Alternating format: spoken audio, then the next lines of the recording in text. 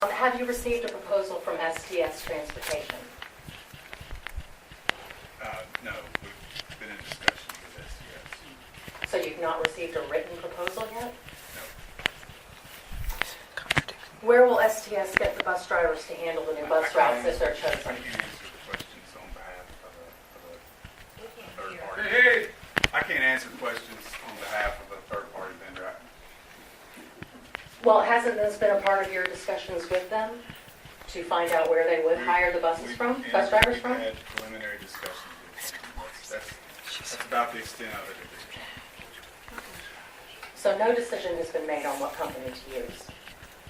The market's there for vendors. That's not what I asked. I'm asking if a decision has been made on what company to use. And it's a third party provision. If we talked to others as well. They have not shown the interest that STS has. Okay, so STS has shown interest, but have you all decided? We don't make that decision. I'm sorry, the parents make the decision? We don't make the decision, the daycare provider is the decision. We will not make that decision.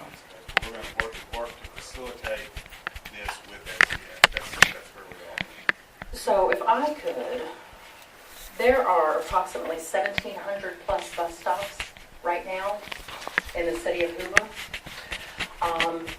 So you feel that the children's parents who need this bus service to get to school are going to be able to work with an outside company and get all of those 1,700 bus stops taken care of properly? The mission is to develop the resource and availability of the resource for next year. And that's the process we're into right now. Okay, who's going to be responsible for maintaining discipline on the bus? Again, that would be between the agreement between the provider and the parent. Those agreements are being worked on right now. It's my understanding. So the contract, if I'm understanding correctly, will be between STS and the individual parents. Nothing to do with the school We're board. in preliminary discussions with regard to those types of things. I can't answer the questions about their agreement. I know they're in the process of working on those types of agreements, but I have not seen those agreements. But what type of agreement are they working on? Are they working on an agreement between the board and the company, or between the individual parents and the company? Between the parent or a group or whatever the case may be. If it's a group that's contracting for service, then theoretically that agreement could be between the group and the provider. It could be between a group of individuals singularly. Those answers aren't, I don't know those answers yet. I'm going to ask one of the questions that's not on here. So we're talking about apartment complexes, correct? With people that live in the apartment complexes that are going to have to attempt to work together as a group and contract with a service for buses for their children to get to school. That could happen. I mean, that's one of the possibilities. And it could be a neighborhood association as well. It could be use of a web portal to accumulate folks that want to have transportation to team together to bring that type of thing is certainly part of it. What happens with our buses? We're on the preliminary stages of this. If there's an opportunity to utilize our buses in this arrangement. You mean sell the buses to them? To utilize the buses to help with the fee structure that would ultimately be determined, and we will explore those types of things. So you're thinking about perhaps they may purchase the buses on a lease agreement of some sort in order to discount the cost per parent? Possibly. Okay, my last question. Why wasn't any of this done before the transportation changes were brought before the board? And why wasn't anyone in this room, besides all of you, notified that there were going to be these transportation changes? It's very misleading.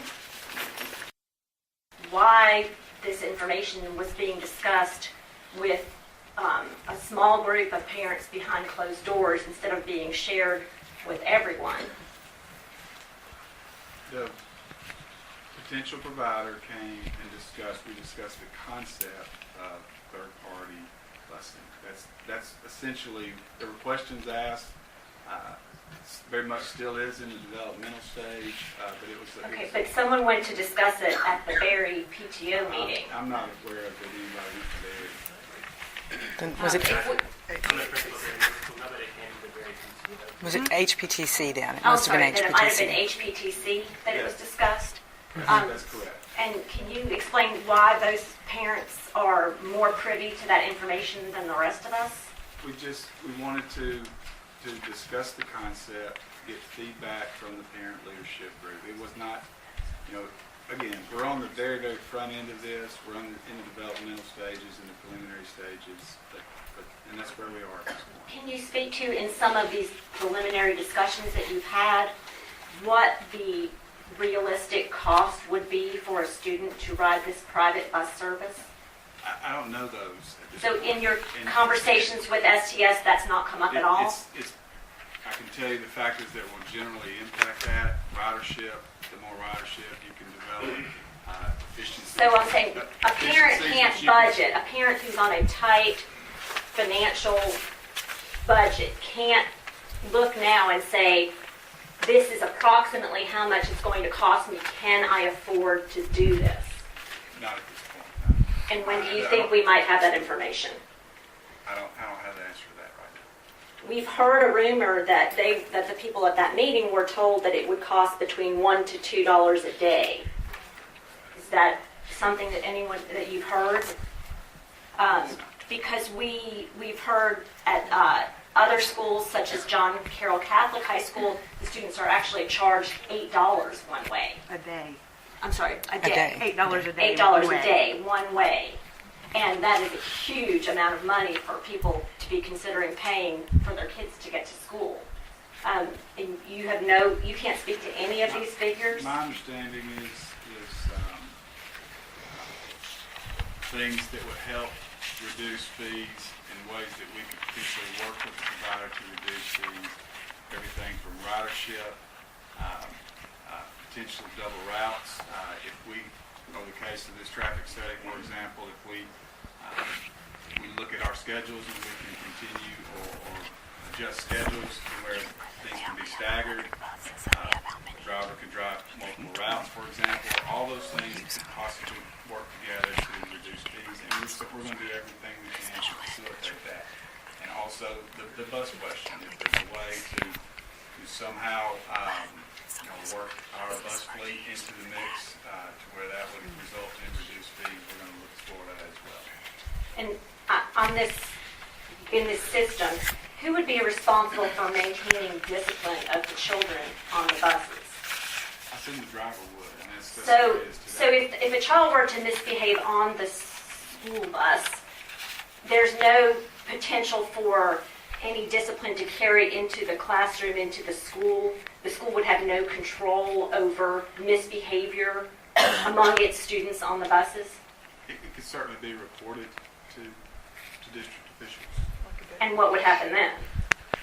I mean, right now, with our buses being driven by school employees, there's sort of a more seamless system to make sure our kids are safe, that they're not being, harmed on the bus. What we've talked, again, very preliminary with the potential provider is the agreement would basically have a code of conduct type agreement with the parent outlining the code of conduct with the bus. With the repercussions of not following the code of conduct being what? Well, potentially, I guess a range of things. It could be based on that agreement. Get kicked off the bus. Thank you. With regard to the direct-to-parent, we are working with STS to develop that model. We've had preliminary discussions. We have another meeting this week. I just talked to representative today.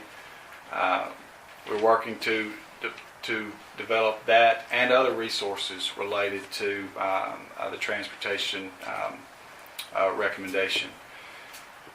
STS is in the business of school transportation currently. Actually, they're in the business of providing broader transportation services.